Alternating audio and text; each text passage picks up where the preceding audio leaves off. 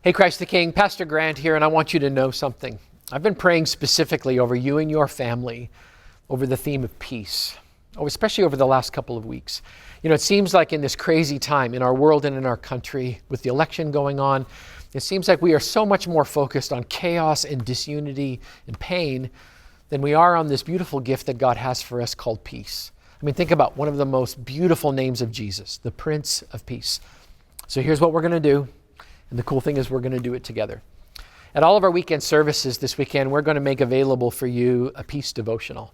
It's 24 days, and we're going to ask you as a church to enter into a time of focusing, praying for, and contemplating peace from Election Day all the way through Thanksgiving. So this weekend at all the services, the peace devotionals will be available to you. As well, on Election Day, if you just need a little encouragement, here's what I want to encourage you to do. Between noon and 6, a group of our pastors are going to be out front of the church. We would love to put a peace devotional into your hands, and we'd love an opportunity to pray with you. I mean, before we all go home in the evening and figure out what's coming next in our country, we'd like to invite you to contemplate the beautiful gift of peace.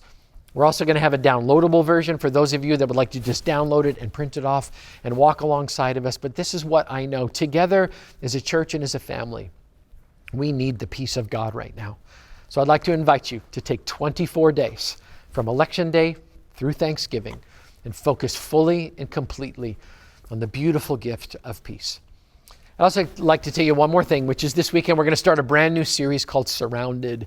What I know is on November the 3rd, depending on where you fall in the political landscape, you're going to feel a little surrounded by chaos, surrounded by strife, surrounded by those people. And so we're going to dive directly into Scripture. I'd like to share with you a beautiful story from 2 Kings chapter 6, where a man and his servant are very much surrounded. And then God shows up with these beautiful words. There are so many more for us than against us. When I read those words this past week, I'll tell you what I experienced. I experienced the peace of God. And I'd like you to experience that too. I'll see you here this weekend or on Tuesday or all the way through this series as we focus together on the peace of God.